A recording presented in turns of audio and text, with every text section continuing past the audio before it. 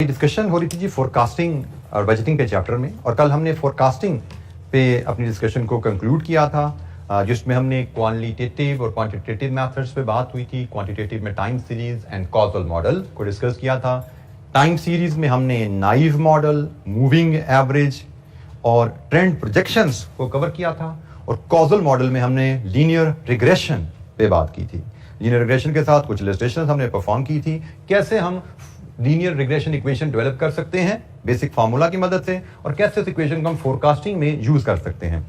तो जनाब, कोई सवाल कल की डिस्कशन से, किसी इलस्ट्रेशन में, किसी कैलकुलेशन में कोई क्वेरी आपके पास?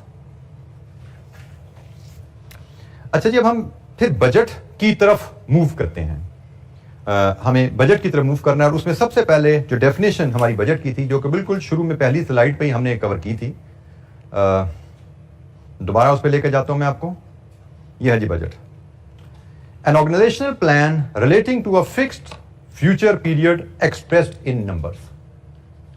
Organisational plan expressed in number, इसको हम कहते हैं जी बजट। नॉर्मली बजट में जो डॉक्यूमेंट बनती हैं, budgeted statement of profit loss या इनकम कह लीजिए, इनकम एक्सपेंडिचर कह लीजिए, या कंप्रिहेंसिव इनकम कह लीजिए, budgeted statement of financial position and budgeted statement of cash flows. ये हमारी बजट के डॉक्यूमेंट्स हैं जो कि बजट में बनाई जाती हैं। अच्छा जी, बजट बनाना क्यों जरूरी है?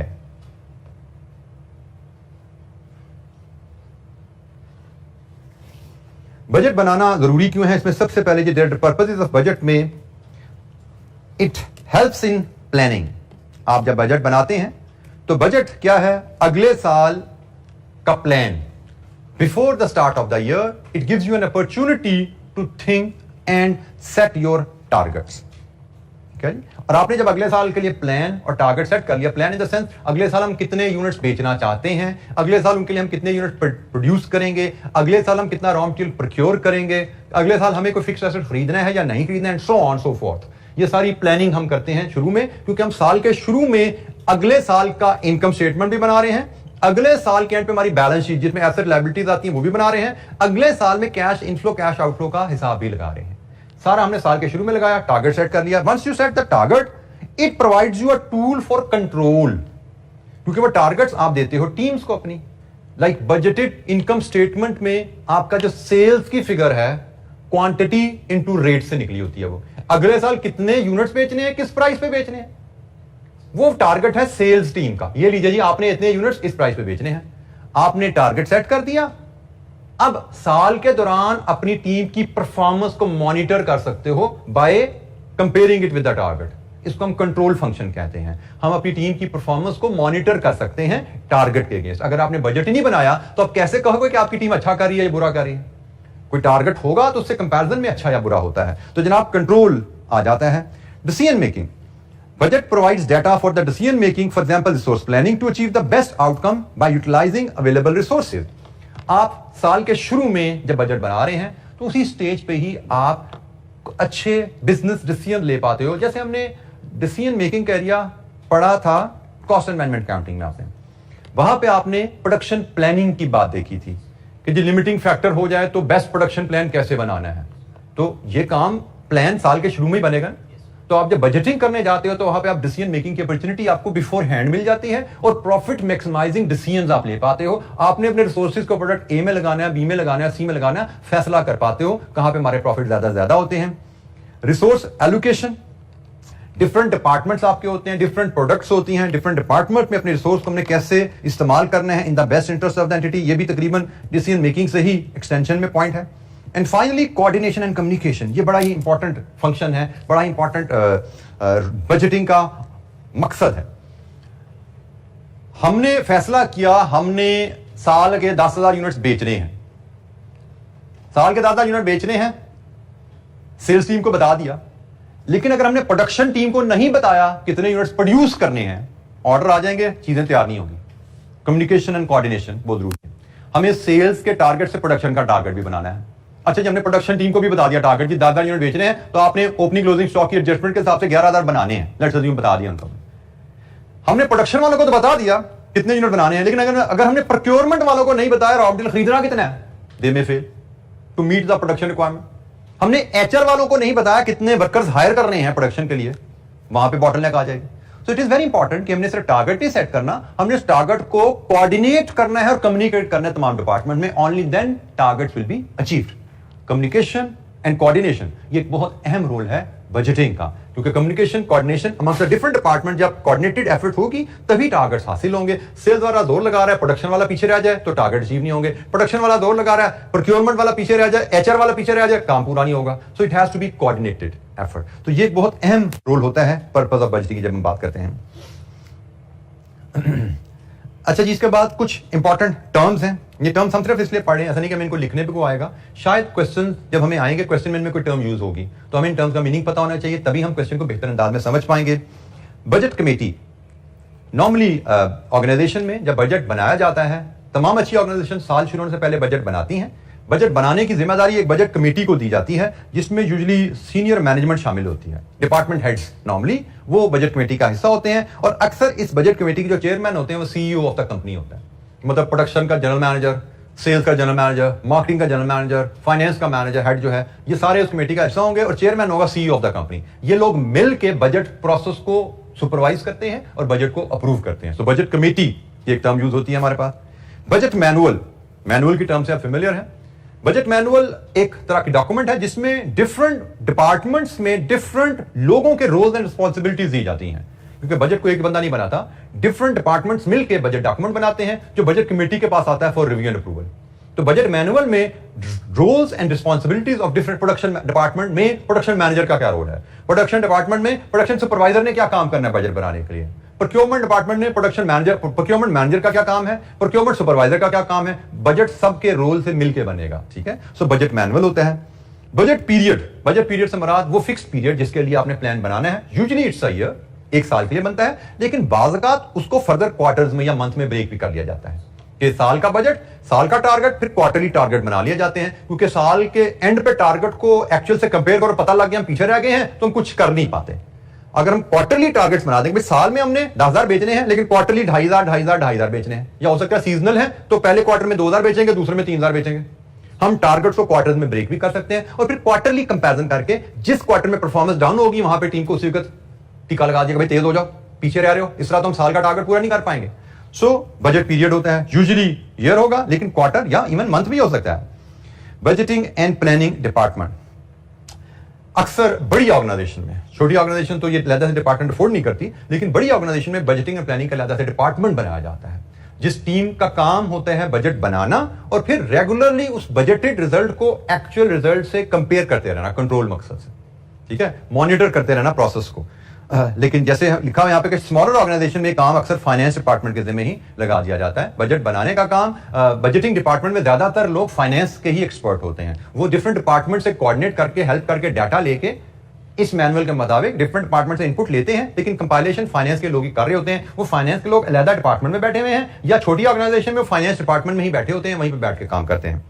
तो ये जनाब हमारी कुछ इंपॉर्टेंट टर्म्स थी बजटिंग के रेफरेंस से.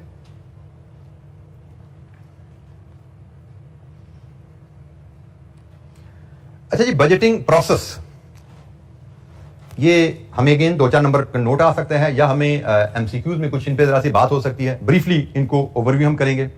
बजटिंग प्रोसेस में जी सबसे पहले आप बजटिंग पॉलिसी जो है वो कम्युनिकेट करते हैं, objective and plan to all relevant members. Budget manual में आपका प्रोसीजर लिखा होता है, डिफरेंट मेंबर्स का क्या रोल है. आप पहला काम होता है communication of the budget policy. Policy से मुराद यहां पे हम कहेंगे ओवरऑल टारगेट्स, कि हमने ओवरऑल किस टारगेट पे, किस वॉल्यूम पे ऑपरेट करना है, और हमारा मकसद जनरली प्रॉफिट मैक्सिमाइजेशन होता है. ये हम टीम को कम्युनिकेट करते हैं. अच्छा जी, दूसरे पॉइंट, सबसे अहम जो स्टेप आता है बजट प्रिपरेशन में, that is identification of principal budget factor. अब ये प्रिंसिपल बजट फैक्टर क्या होता है? To understand it, principal budget factor is any resource which will restrict your volume of activity. Any resource which will restrict your volume of activity. For example, हम product बनाते हैं, उसका raw material बड़ा specialised है, एक ही supplier है पाकिस्तान में raw material का, और उसने हमारा कोटा रखा है, हम आपको 10,000 यूनिट का मटेरियल देंगे सिर्फ. इसका मतलब हम 10,000 यूनिट से ज्यादा बना ही नहीं सकते. प्रिंसिपल बजट फैक्टर हो गया रॉ मटेरियल की अवेलेबिलिटी, कि जी हमने 10,000 यूनिट्स का रॉ मटेरियल खरीदना है, उसी से हमने प्रोडक्शन बनानी है और वही यूनिट्स हमने बेचने हैं. हमारा प्रिंसिपल बजट फैक्टर यहां पे आ गया जी रॉ मटेरियल की अवेलेबिलिटी. अल्टरनेटिवली ये भी हो सकता है रॉ मटेरियल का सप्लाई का मसला नहीं है, सप्लायर बड़े मार्केट में, हमारा प्लांट ही 10,000 यूनिट्स का है, हमारा प्लांट ही 10,000 यूनिट्स का है, इसका मतलब हम 10,000 यूनिट से ज्यादा प्रोडक्शन कर ही नहीं सकते। डिमांड बेशक 20,000 की हो, मटेरियल बेशक 50,000 का मार्केट में मिलता हो, हमारा प्लांट ही अगर 10,000 यूनिट बना सकता है तो this becomes the principal budget factor. Plant की capacity becomes the principal budget factor कि हम 10,000 यूनिट से ज्यादा नहीं बना सकते, तो हमें 10,000 यूनिट की प्रोडक्शन प्लान करनी है, उस हिसाब से रॉ मटेरियल खरीदेंगे, उस हिसाब से सेल का बजट बनाएंगे। Another option, which is the case in most of the scenarios. In most of the scenarios, principal budget factor is demand, sales demand. Normally, plant की कैपेसिटी का भी इशू नहीं होता, नॉर्मली रॉ मटेरियल भी आपको मिल जाता है। नॉर्मली इशू होता है जी आपके मार्केट में कंपटीशन इतनी ज्यादा है, आप 10,000 यूनिट से ज्यादा बेच नहीं सकते। कैपेसिटी बेशक आपकी 18,000 की है, रॉ मटेरियल आपका 50,000 का अवेलेबल है, लेबर भी अंधाधुंध अवेलेबल है, लेकिन आपकी प्रोडक्ट की डिमांड ही 10,000 से ज्यादा नहीं है मार्केट में, तो आप तो 10,000 ही बनाओगे ना। तो फिर आप सबसे पहले हमने 10,000 यूनिट बेचने हैं, प्रिंसिपल बजट फैक्टर आपका सेल्स बन जाता है इस केस में। So principal budget factor could be any resource or sales demand. वो रॉ मटेरियल हो सकता है, वो प्लांट की कैपेसिटी हो सकती है, वो लेबर की अवेलेबिलिटी हो सकती है, but generally most of the cases it will be sales demand. Principal budget factor से मुराद what is the variable which determines company's activity level, जिस पे कंपनी ने काम करना है। सेल्स डिमांड 10,000 है, इसका मतलब हमें 10,000 यूनिट्स बेचने हैं, इसके हिसाब से सारे काम करने हैं। प्रोडक्शन कैपेसिटी 10,000 है, इसका मतलब हमने 10,000 यूनिट की प्रोडक्शन के हिसाब से सब कुछ प्लान करना है। 10,000 यूनिट की सेल के हिसाब से प्रोडक्शन प्रोक्योरमेंट बनानी है, या 10,000 यूनिट की प्रोडक्शन के हिसाब से सेल्स और रॉ मटेरियल की प्रोक्योरमेंट करनी है। सो सबसे अहम चीज होती है प्रिंसिपल बजट फैक्टर आइडेंटिफाई करना। इसके बाद हम डिपार्टमेंटल बजट्स बनाना शुरू करते हैं। डिपार्टमेंटल बजट्स बनने शुरू होते हैं, जिसको हम फंक्शनल बजट्स भी कहते हैं। जैसे लेट्स अज्यूम हमने कहा हमारा प्रिंसिपल बजट फैक्टर सेल्स है, तो सबसे पहले फिर सेल्स का बजट बनाया जाता है। सेल्स का बजट होता है कि जी हमारी डिमांड 10,000 यूनिट्स की है और हम 500 रुपए पर यूनिट के हिसाब से बेचना चाहेंगे अगले साल, तो 10,000 इंटू 500 ये बजटेड सेल्स आ गई आपकी। जब सेल्स का बजट बन गया, फिर इसके बाद प्रोडक्शन का बजट बनाया जाता है। 10,000 यूनिट बेचने के लिए हमें कितने यूनिट्स प्रोड्यूस करने पड़ेंगे वो आपको पता है जी, sales plus closing stock minus opening stock is production. ये बेसिक इक्वेशन है, ये हमारा प्रोडक्शन बजट आ गया कि प्रोडक्शन टीम को बता दें भी आपने इतने यूनिट बनाने हैं। प्रोडक्शन बजट के बाद फिर आ जाता है रॉ मटेरियल का बजट, कभी इतनी प्रोडक्शन करनी है तो रॉ मटेरियल की रिक्वायरमेंट कितनी पड़ेगी, वो प्रोक्योरमेंट टीम को दे दी, भाई आप इसका हिसाब लगाओ।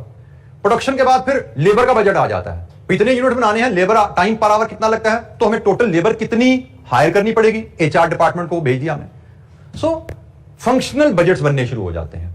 जब आपने प्रिंसिपल बजट फैक्टर बना दिया, सबसे पहले प्रिंसिपल बजट फैक्टर का बजट बनता है, सेल्स जैसे हमने कहा, फिर उसके बाद उसके इर्द गिर्द ताने बाने जुड़ने शुरू हो जाते हैं। सेल्स है तो प्रोडक्शन है, प्रोडक्शन है तो रॉ मटेरियल प्रोक्योरमेंट है, रॉ मटेरियल प्रोक्योरमेंट है तो एचआर है, and so on so forth. तो जनाब हमारे ये बजट बनते जाते हैं फंक्शनल, और अल्टीमेटली इन तमाम बजट्स को मास्टर बजट में समराइज कर देते हैं। Finally functional budgets master budget document में समराइज होते हैं, और मास्टर बजट में क्या क्या आता है, income statement, balance sheet and cash budget. इन तीन डॉक्यूमेंट्स को कलेक्टिवली हम मास्टर बजट कहते हैं। तो हमारे स्कोप में जो रहेगा एग्जाम पॉइंट ऑफ व्यू से वो ये एरिया आता है। एग्जाम में हमसे फंक्शनल बजट बनाने को कहा जाता है कि जी सेल्स का बजट बनाओ, प्रोक्योरमेंट का बजट बनाओ, प्रोडक्शन का बजट बनाओ, या हमें एग्जाम में कहा जाता है मास्टर बजट बनाओ। मास्टर बजट का मतलब है income statement, balance sheet, cash flow. या हमें सबसे ज्यादा क्वेश्चन जो हमें आते हैं ना, वो हमें इनकम स्टेटमेंट, कैश बजट, आप कह लो पहले नंबर पे, और ये भी इक्वल इंपॉर्टेंस है, इन दोनों की इंपॉर्टेंस इक्वल है। और फंक्शनल बजट की इंपॉर्टेंस स्लाइटली कम है क्योंकि इसका वॉल्यूम थोड़ा कम होता है। बैलेंस शीट पे क्वेश्चन हमें एग्जाम में कभी नजर नहीं आया, हम इलस्ट्रेशन देखेंगे एक दो जरूर, लेकिन एग्जाम में बैलेंस शीट पास पेपर में क्वेश्चन हमें नजर नहीं आता। एग्जाम में क्वेश्चन आएगा बजटेड इनकम स्टेटमेंट का, बजटेड कैश बजट का, या फंक्शनल बजट का। इन तीन एरियाज पे सवाल हमें मिलते हैं जब पास पेपर पे जाएंगे, लेकिन इलस्ट्रेशन हम जरूर देखेंगे। अच्छा जी, ये जब बजट बन जाते हैं फिर आता है नेक्स्ट स्टेप। नेक्स्ट स्टेप क्या है, negotiation and accept budget by the budget committee. Departments ने अपना बजट बनाया, फाइनेंस डिपार्टमेंट इनको कंपाइल किया मास्टर बजट की सूरत में, बजट कमेटी के सामने प्रेजेंट किया, वहां पे ये डिस्कशन हुई डिपार्टमेंट हेड्स की, और निगोशिएशन के बाद ये अप्रूव हो गया। देन रेगुलरली रिव्यू चलता रहता है, any changes in circumstances that may be required and the process shall be followed by the comparison of actual result with budget. Regularly आप एक्चुअल रिजल्ट्स को बजट से कंपेयर करते रहते हो, रिव्यू करते रहते हो, और देखते रहते हो कोई चेंजेस तो रिक्वायर्ड नहीं है बजट में, क्योंकि आपने एक चीज ध्यान में रखनी है, आपने साल के शुरू में अगले साल का टारगेट सेट कर दिया। साल के शुरू में जब आपने टारगेट सेट किया, तब जो हालात चल रहे थे ड्यूरिंग द ईयर हो सकता है हालात बदल जाए। हमने बजट सेट किया था एक टारगेट हासिल करने के लिए, टीम को जोड़ा था, कठोर भगाया था कि इसको हासिल करने की तरफ चल पड़ो, और हमने गालिबन बजट या टारगेट की अचीवमेंट पे कुछ बोनसेस भी अनाउंस किए हुए थे कि आप ये टारगेट हासिल करेंगे तो हम आपको बोनस देंगे, आपको X% Y% सैलरी। अब अगर ड्यूरिंग द ईयर हालात बदल जाएं, जैसे हमने टीम को कहा था आपने साल के 10,000 यूनिट बेचने हैं, और जब हमने ये कहा था उस वक्त हमें पता था कि भी हमारी मोनोपोली है इस मार्केट में या हमारे कंपेटिटर हमसे बहुत पीछे हैं। हमने बजट बना के शुरू कर दिया, 3 महीने गुजरे थे भी तो एक बहुत बड़ा कंपेटिटर मार्केट में लॉन्च हो गया। उसने बनाना नहीं शुरू किया, उसने चाइना से इंपोर्ट करके मार्केट में प्रोडक्ट फेंक दी। तो जाहिर बात है मार्केट में एक बड़ी कंपेरेबल ऑप्शन आ गई है। अब हमारी प्रोडक्ट हमारे बजट के हिसाब से नहीं बिक रही। इसको हम कहते हैं हालात बदल जाना। जब हालात बदल जाते हैं तो आपको अपने टारगेट्स भी बदलने चाहिए, ठीक है। बदलते हालात के साथ टारगेट भी बदलने चाहिए। जो हम बात नहीं कर रहे review, ongoing review for any changes, तो हमने इनको चीज को बदलने की जरूरत है। और अगर हम नहीं बदलेंगे तो डायरेक्टली नुकसानदेह हो जाता है, क्योंकि फिर सेल्स टीम को पता लग गया भाई अब तो हम टारगेट पूरा कर ही नहीं सकते, अब तो हमें बोनस मिल ही नहीं सकता क्योंकि अब तो कंपेटिटर आ गया मार्केट में, तो फिर तो मेहनत करने का फायदा कोई नहीं, वो ढीले हो जाएंगे। लेकिन अगर आप इमीडिएटली टारगेट को एडजस्ट कर दोगे हालात के लिहाज से, टीम में दोबारा जज्बा आ जाएगा। हम कहेंगे नहीं आप टारगेट क्योंकि कंपेटिटर आ गया, अब 10,000 नहीं अब 8,000 का टारगेट हमारा, या पहले हम 10,000 यूनिट बेचना चाह रहे थे 500 रुपए के हिसाब से, अब कंपेटिटर आ गया हम 490 के हिसाब से बेचो, फिर भी टीम खड़ी हो जाएगी, नहीं अब हम टारगेट पूरा कर लेंगे। लेकिन अगर आप बदलते हालात के लिहाज से बजट को एडजस्ट नहीं करोगे, टारगेट को रिवाइज नहीं करोगे तो प्रॉब्लम आ जाएगी। ये थोड़ा सा थ्योरेटिकल एस्पेक्ट है, कहीं ना कहीं एमसीक्यू में टेस्ट हो सकता है, रीडिंग करनी है, कोई हमें रटा नहीं लगाना हमें इनका, ठीक है। अच्छा, ये फंक्शनल बजट का वैसे तो मैंने आपको ओवरव्यू दे दिया है। सेल्स बजट क्या होता है, कितने यूनिट बेचने हैं, किस प्राइस पे बेचने हैं, ये आपका सेल्स बजट है। प्रोडक्शन बजट क्या है, sales budget plus ending finish goods inventory budget minus opening finish good inventory budget, production budget आ गया। बेसिक इक्वेशन है, आपने सीखी हुई है। फिर डायरेक्ट मटेरियल बजट आता है। डायरेक्ट मटेरियल बजट कैसे है, जब आपने प्रोडक्शन बजट बना लिया into material requirement per unit, ये आपका रॉ मटेरियल का यूजेज का बजट आ गया। हमें रॉ मटेरियल यूज कितना करना है, ये यूजेज बजट जब प्रोक्योरमेंट टीम के पास गया तो उससे उन्होंने परचेज बजट बना लिया कि raw material usages plus closing stock of raw material minus opening stock of raw material, purchase budget आ गया। ठीक हो गया। तो purchase quantity into price, quantity into price, ये परचेज अमाउंट बजट आ गया। तो अब ये क्वेश्चन आपसे एग्जामिनर क्या मांगता है उस हिसाब से वो आपसे कहता है जी आप रॉ मटेरियल यूजेज बजट बताओ, तो आपको बताना चाहिए production into quantity per unit, ये यूजेज बजट आ गया। वो आपसे कहता है जी रॉ मटेरियल का प्रोक्योरमेंट बजट इन क्वांटिटी बताओ, तो आपको बताना चाहिए ये कंजम्पशन बजट है plus closing stock of raw material minus opening stock of raw material, ये परचेज बजट क्वांटिटी आ गया। वो कहता है जी परचेज बजट इन रुपीस बताओ, तो परचेज क्वांटिटी को रेट से मल्टीप्लाई कर दो, तो परचेज का बजट इन रुपीस आ जाएगा, कितने रुपए का रॉ मटेरियल खरीदना है वो आ गया। जी बेटा,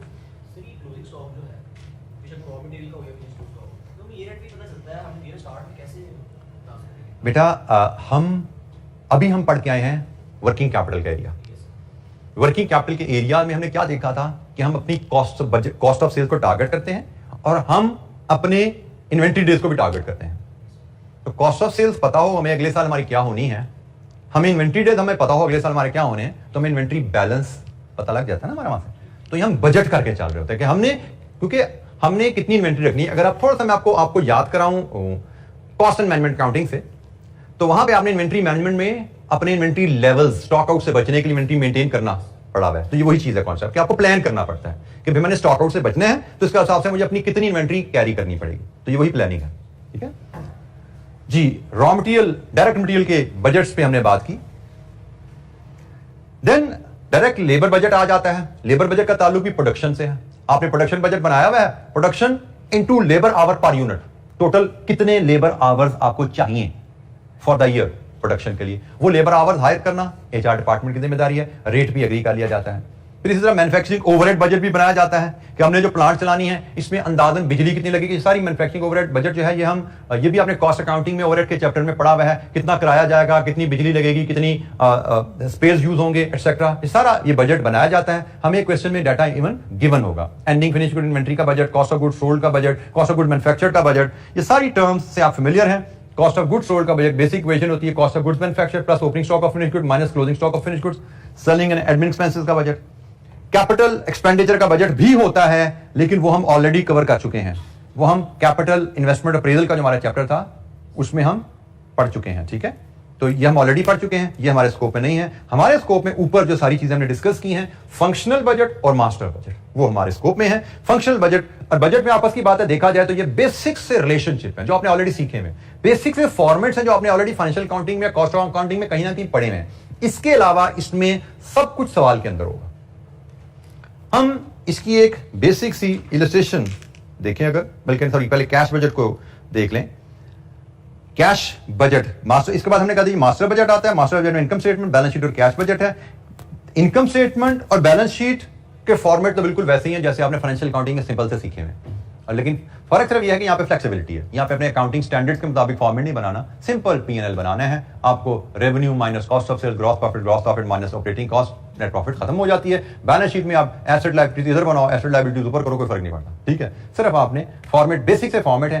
कैश बजट का फॉर्मेट यहाँ पे थोड़ा सा फर्क रहता है जी, आपकी अकाउंटिंग के कैश फ्लो से थोड़ा फर्क होता है। अकाउंटिंग में आपने कैश फ्लोज बनानी सीखी होंगी, operating cash flows, investing cash flows, financing cash flows, activities में डिवाइड करके ना। तो यहाँ पे ऐसा नहीं, यहाँ पे इट इज सिंप्लीफाइड, सिर्फ इनफ्लो और आउटफ्लो, ठीक है जी। हमें सेल्स से इनफ्लो कितना कब कब आएगा और परचेजेस और एक्सपेंसेस में हमारा आउटफ्लो कब कब कितना जाएगा। इनफ्लो माइनस आउटफ्लो, इसमें हम इन्वेस्टिंग, ऑपरेटिंग और फाइनेंसिंग एक्टिविटीज को नहीं लेते, ठीक है। कैश बजट हमारा बहुत ही सिंपल रहता है। कैश बजट का मकसद क्या है, क्यों बनाते हैं? यूजुअली कैश बजट को हम जरूर क्वार्टरली या मंथली ब्रेक करते हैं। इनकम स्टेटमेंट यूजुअली हम एनुअल बनाएंगे, बैलेंस शीट यूजुअली हम year and, next year and पे हमारी बैलेंस शीट कैसे दिखेगी वो बनाएंगे। लेकिन कैश बजट को हम क्वार्टरली या मंथ में जरूर ब्रेक करते हैं। उसकी वजह क्या है, हम जानना चाहते हैं कि हमारी वक्त के साथ कैश की जरूरियात क्या क्या है। क्या जब हमें सप्लायर को पेमेंट करनी है, क्या हमारे पास कैश अवेलेबल होगा? क्योंकि हम करेंगे क्या, इनफ्लो, आउटफ्लो और बैलेंस क्या बच रहा है हर महीने के एंड पे, क्या वो बैलेंस पॉजिटिव है या नेगेटिव है? पॉजिटिव बैलेंस है तो बता रहे हैं हमारे पास एक्सेस फंड है, नेगेटिव बैलेंस है तो बता रहे हैं हमारे पास फंड्स की कमी। तो अगर एक्सेस फंड्स हैं, हमें उनकी कोई इन्वेस्टमेंट को प्लान करना चाहिए, क्योंकि बिजनेस में एक्सेस फंड आइडल बैंक में पड़े हो, दिस इज नॉट वाइज। पैसे बैंक में पड़े हुए, फारिग पड़े हुए, कमा ही नहीं रहा हो, उन पे कोई इनकम नहीं आ रही, दिस इज नॉट वाइज। हम बजट बना के देख लेते हैं कि भाई आने वाले महीनों में कब कब मेरे पास सरप्लस कैश एक्सपेक्टेड है, so that I can devise now some investment plan. और हम ये भी देख लेते हैं आने वाले महीनों में कब कब मुझे कैश की शॉर्टेज एक्सपेक्टेड है, so that I can arrange finance now. आज मैं बजट बनाऊं, मुझे पता लगे दिसंबर में मुझे 10 करोड़ का शॉर्टफॉल आने वाला है, तो भाई आज मैं कमिटमेंट ले लूं ना बैंक से या इन्वेस्टर से कि भाई दिसंबर में मुझे 10 करोड़ का लोन देना है आपने, 2 महीने के लिए कमी आएगी मेरे पास, मुझे सप्लायर को पेमेंट करनी होगी, लेकिन पैसे मेरे फरवरी में आने होंगे, तो आप मुझे दिसंबर से फरवरी तक का लोन दोगे, वो मैं आज बंदोबस्त कर लूं। ऐसा ना हो कि दिसंबर में जाके मेरे सर पे बम फटे, पैसे सप्लायर की लाइन लगी हुई है, मेरे पास पैसा नहीं है। This is cash management. हम पहले फोरसी कर लें कब सरप्लस फंड्स हैं, कब शॉर्टेज आने वाली है, उन चीजों को मैनेज करने की बात करें। फॉर एग्जांपल हो सकता है हमें पता लगे कैश बजट बनाते हुए कि हमारी डेट कलेक्शन पॉलिसी में कमजोरी है, हम मुसलसल कैश डेफिसिट में जा रहे हैं, हर महीने कैश इनफ्लो कम है, आउटफ्लो ज्यादा है। इन्वेस्टिगेट किया, पता लगी हमारी तो रिकवरी की पॉलिसी कमजोर है, हमारा टेक जो डेट कलेक्शन डिपार्टमेंट है, कस्टमर से फॉलोअप करके रिकवरी का डिपार्टमेंट कमजोर है, वो पॉलिसी ठीक करने की जरूरत है। बजट से हमें पता लग सकता है। फिर सीजनल फ्लक्चुएशन का हमें अंदाजा हो जाता है, सर्दियां गर्मियां हैं, कभी स्टॉक ज्यादा चाहिए, कभी कम चाहिए, कभी सेल ज्यादा कभी कम है, उसका इफेक्ट हमें पता लग जाता है। शॉर्टेज ऑफ फंड का पता लग गया, उसको हम अरेंज कर लेते हैं। सो कैश बजट के आप कह सकते हो कि फंक्शंस क्या हैं। कैश बजट हमें किस तरह हेल्प करेगा डिफरेंट एरियाज में अपने बिजनेस को स्मूथली अनइंटरप्टेड मैनेज करने के लिए। अच्छा, एक बड़ी बेसिक सी इलस्ट्रेशन हम फंक्शनल बजट पे करते हैं। इलस्ट्रेशन नंबर 5, इसकी रिक्वायरमेंट है जी, produce the following budgets for each of the quarter 1, 2, 3, 4. Sales budget showing sales volume in units and revenue in rupees. Production budget in units. Raw material purchase budget in kgs and rupees. ये जी हमें 3 functional budget बनाने को कहा गया है। Data पढ़ते हैं और फिर फंक्शनल बजट बनाते हैं जी। ये 3 Sheikh limited produces a single product sigma. The cost card of sigma is as under. Direct material 3 kg 6 रुपए के हिसाब से 18 रुपए, डायरेक्ट लेबर 2 घंटे 10 रुपए के हिसाब से 20 रुपए, फिक्स ओवरहेड 2 घंटे 2 रुपए के हिसाब से 4 रुपए, टोटल कॉस्ट 42। ये कॉस्ट कार्ड है per unit. Sheikh limited prepare budgets on quarterly basis with each quarter consist of 13 weeks 5 working days per week. हर क्वार्टर में 13 हफ्ते और हर वीक में 5 working days. Selling price is 56 per unit. Sheikh limited incurs no other cost than those included in cost card above, इसके अलावा कोई और खर्चा नहीं होता ये कंपनी का। Sheikh limited has a policy to maintain an inventory of finish goods at the end of each quarter equal to 5 days demand of next quarter. ये क्लोजिंग इन्वेंट्री की पॉलिसी आ गई। हर क्वार्टर एंड पे आपकी क्लोजिंग इन्वेंट्री क्या होगी? Next quarter के 5 दिन की सेल के बराबर। Because of its perishable nature it is not possible to hold raw material inventory. Raw material inventory zero होती है आपकी। फिनिश गुड्स की इन्वेंट्री क्या है? वो नोट नंबर 4 में आ गई। रॉ मटेरियल इन्वेंट्री जीरो है, नोट नंबर 5 में आ गई। Forecast sale units for the next 5 quarters are as under. Units में हमें फोरकास्ट सेल दी गई है क्वार्टर 1, 2, 3, 4 एंड 5। रिक्वायरमेंट क्या है? 4 क्वार्टर्स के लिए sales budget, production budget and raw material purchase budget. अच्छा जी, उसने कहा जी सेल्स बजट में वॉल्यूम भी लाइए और रेवेन्यू भी लाइए। अब यहां पे हमारे पास फॉर्मेट की लिबर्टी होती है जी, हम किसी भी अंदाज में प्रेजेंटेशन कर सकते हैं। तो फॉर्मेट हम ले लेते हैं यहां पे quarters, units, price and sale. बिल्कुल ठीक हो गया जी। हम 4 क्वार्टर का बजट बना रहे हैं तो मैं 4 कॉलम में 4 क्वार्टर ले आता हूं। सेल्स बजट हम बना रहे हैं 1, 2, 3, 4। प्रेजेंटेशन में फिर बोल रहा हूं हमारे पास फ्लेक्सिबिलिटी है। हम चाहें तो क्वार्टर में यहां पे ले रहा हूं quarter 1, quarter 2, quarter 3 and quarter 4। आप चाहें तो क्वार्टर 1, 2, 3, 4 यहां पे भी ले सकते हैं, कोई फर्क नहीं पड़ता। ठीक है, मैंने जो फॉर्मेट पिक किया मैं कहता हूं यहां पे मैं यूनिट्स लाता हूं और यूनिट्स क्योंकि बड़ी ज्यादा फिगर है मैं 1000 में ले लेता हूं। इसको मैं मल्टीप्लाई करूंगा प्राइस पर यूनिट से, ये रुपीज में आएगी और फिर मेरे पास आ जाएगा सेल्स, बल्कि इसको कहूंगा मैं बजटेड सेल्स यूनिट्स इन 1000 और फिर प्राइस से मल्टीप्लाई करेंगे तो मेरे पास आएंगी बजटेड सेल्स रुपीज इन 1000। ये जी मेरा बजट जो उसने मांगा था वो मेरा इस टेबल में अवेलेबल हो जाएगा। 4 क्वार्टर का बजट बनाना है तो जनाब डेटा के मुताबिक पहले क्वार्टर के यूनिट्स हैं 1950, दूसरे क्वार्टर के 2275, तीसरा क्वार्टर 3250, चौथा क्वार्टर 2275। प्राइस हर क्वार्टर में same 56। Note number 2, selling price is 56, her quarter में सेम है।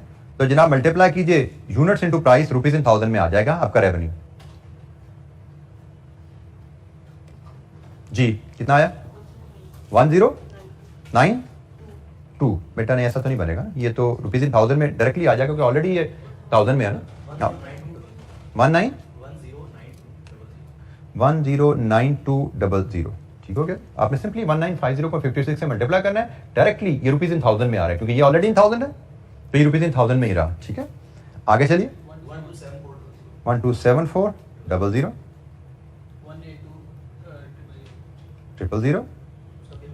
127400। ये जी हमारा पार्ट है। सेल्स बजट तैयार हो गया। ये सेल्स बजट सेल्स टीम के हवाले किया जाता है कि आपने इतने इतने यूनिट्स क्वार्टरली बेचने हैं, इस प्राइस पे बेचने हैं और ये रेवेन्यू आपने कमा के देना है हमारी कंपनी को। ये सेल्स टीम का बजट है, सेल्स टीम का टारगेट है और सेल्स टीम की परफॉर्मेंस इस टारगेट के अगेंस्ट मेजर की जाएगी। एक्चुअल रिजल्ट को बजट से कंपेयर किया जाएगा क्वार्टरली, मंथली, क्वार्टरली बेसिस पे, क्योंकि क्वार्टरली बजट है, क्वार्टरली कंपेयर किया जाएगा और देखा जाएगा टीम टारगेट को पूरा करने में किस हद तक कामयाब है।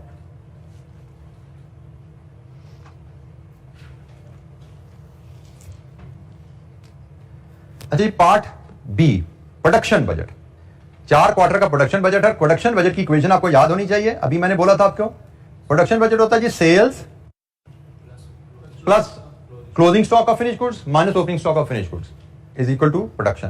तो जनाब ये इक्वेशन हमें यहां पे बनानी है प्रोडक्शन बजट बनाने के लिए। 4 क्वार्टर का हमने प्रोडक्शन बजट बनाना है, quarter 1, quarter 2, quarter 3, quarter 4। Sales budget,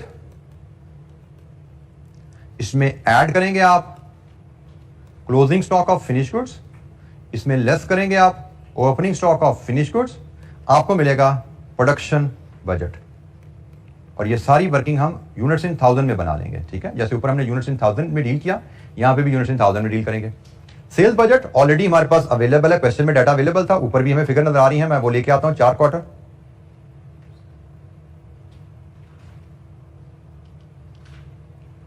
ये जी सेल्स बजट अवेलेबल है। अब आ जाइए क्लोजिंग स्टॉक के ऊपर।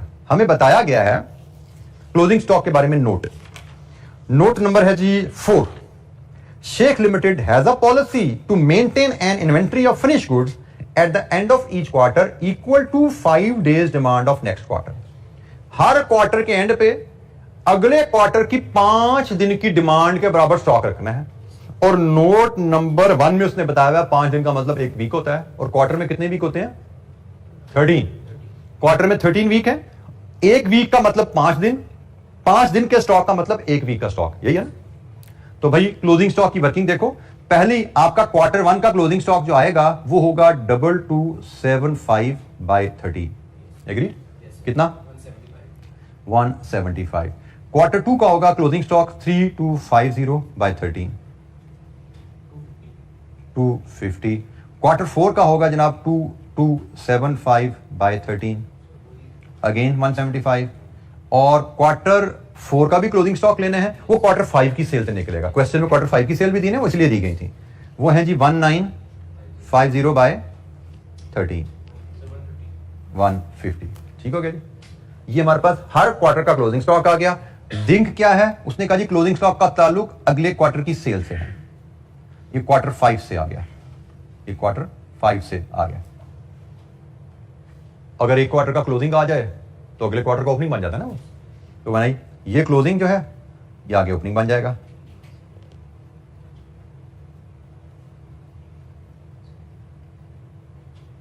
अब हमें इसका ओपनिंग चाहिए, तो भाई इसका ओपनिंग इसके पिछले क्वार्टर का क्लोजिंग और इसके पिछले क्वार्टर का क्लोजिंग इस पे बेस कर होगा। ऐसा ही है ना? सिर्फ क्वार्टर 0 है यहां पे। क्वार्टर 0 का जो क्लोजिंग होगा क्वार्टर 1 के सेल पे बेस करेगा, तो क्वार्टर 1 की सेल्स पे बेस करते हुए निकाल लो।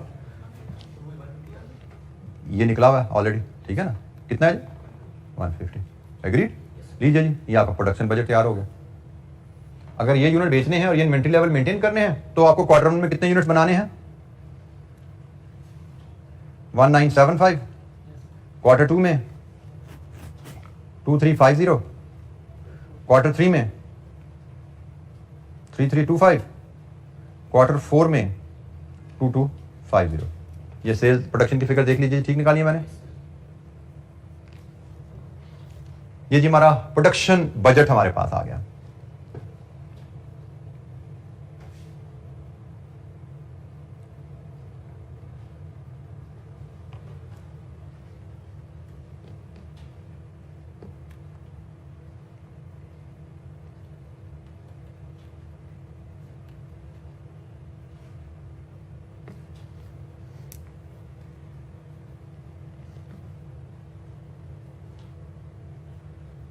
जी, any question? Production budget.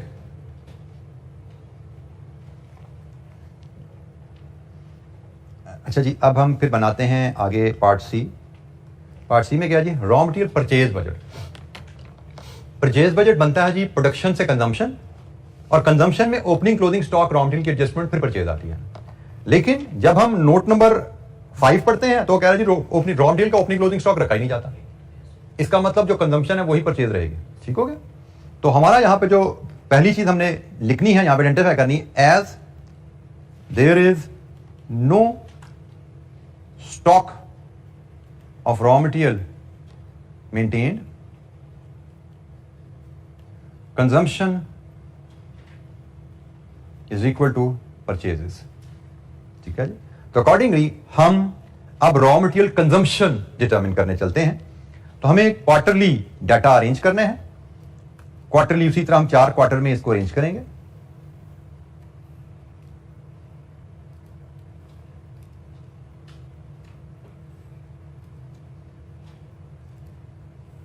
Purchase budget उसने कहा जी केजीज में भी बताइए, रुपीज में भी बताइए। Quarter 1, quarter 2, quarter 3, quarter 4। सबसे पहले हम लाएंगे यहां पे production budget. Production budget units in 1000 में हमने पार्ट बी में निकाला हुआ है। इसको मल्टीप्लाई करेंगे हम raw material quantity per unit से। ये हमें केजीज अवेलेबल है। देन जब मल्टीप्लाई कर लेंगे तो हमें मिल जाएगी फिगर यहां पे रॉ मटेरियल कंजम्पशन, और हमारे केस में परचेज बजट। और ये जो क्वांटिटी आएगी ये केजीज इन 1000 में आ जाएगी, क्योंकि यूनिट्स इन 1000 को केजी से मल्टीप्लाई कर रहे हैं तो केजीज इन 1000 आएंगे। इसको भी जब मैं मल्टीप्लाई कर दूंगा प्राइस पर केजी से, जो रुपी में मुझे गिवन है, तो मेरा raw material purchase budget rupees in 1000 में आ जाएगा।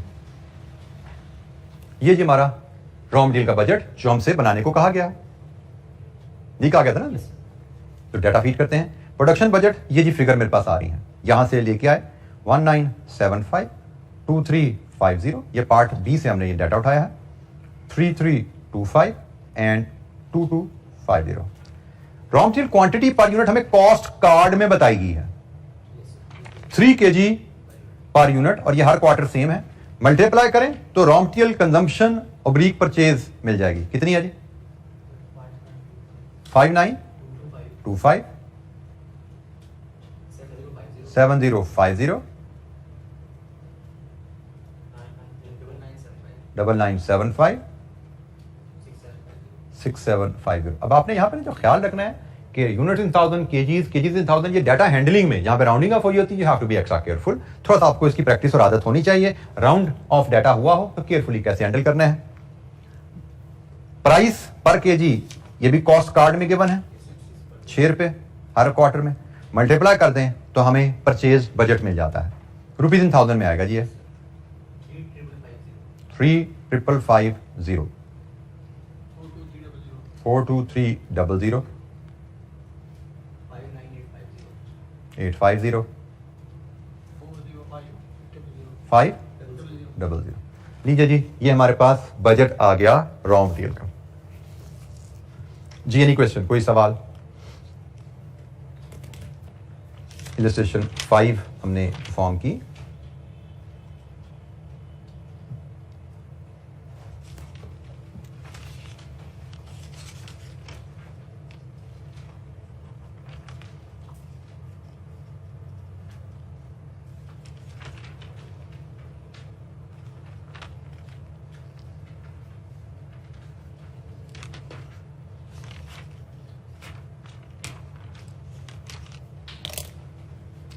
जी, फंक्शनल बजट पे हमने एक बेसिक इलस्ट्रेशन देखी। आपको सिर्फ बेसिक फॉर्मेट्स और बेसिक रिलेशनशिप पता होने चाहिए। सेल्स का प्रोडक्शन से क्या ताल्लुक है, प्रोडक्शन का कंजम्पशन से क्या ताल्लुक है, कंजम्पशन का परचेज से क्या रिलेशनशिप है। ये बेसिक रिलेशनशिप जो आपने ऑलरेडी सीखे हुए हैं, अगर आपके ज़हन में है तो बजटिंग का topic if you ask me is no topic. सिर्फ सवाल को पढ़ना है, जैसे उसने ज़रबें तकसीमें करने को कहा ज़रब तकसीम देनी है, प्रोवाइडेड आपको फॉर्मेट पता हो कि भाई किसको किससे ज़रब दे तो क्या फिगर आती है। और ये फिगर ये ऑलरेडी हम सीख चुके हैं। तो बजटिंग में नॉलेज वाइज हम बहुत ज्यादा नहीं सीखेंगे चीजें। बजटिंग शायद आज हमने बात शुरू की, कल हमारी डिस्कशन इस पे कंप्लीट हो गए, पास पेपर क्वेश्चन पे हम नेक्स्ट लेक्चर से जा रहे होंगे। डिस्कशन इससे ज्यादा इसमें नहीं है। मैंने आपसे 2 इलस्ट्रेशन बुक की और शेयर करनी है, एक इलस्ट्रेशन 7 है, एक इलस्ट्रेशन 8 है। उसके बाद हम पास पेपर क्वेश्चन पे चले जाएंगे। ये दोनों इलस्ट्रेशन कल इंशाअल्लाह कर लेंगे हम। एक इलस्ट्रेशन जो इलस्ट्रेशन 6 आपके पास आ रही है, that will be your home assignment, लेकिन वो करेंगे बाद में, आज नहीं आप करेंगे, वो कल के लेक्चर के बाद आप होम असाइनमेंट में आप इलस्ट्रेशन जो 6 है फंक्शनल बजट की, वो आप करेंगे कल की क्लास के बाद। तो कल हम इलस्ट्रेशन 7 एंड 8 हमारे एजेंडे में है, जिसके बाद हम नेक्स्ट लेक्चर से पास पेपर क्वेश्चन पे मूव कर देंगे इंशाअल्लाह। ठीक है, तो आज के लिए इतना ही। बजटिंग पे अपनी डिस्कशन कंटिन्यू करेंगे इंशाअल्लाह कल। थैंक यू, अस्सलाम वालेकुम।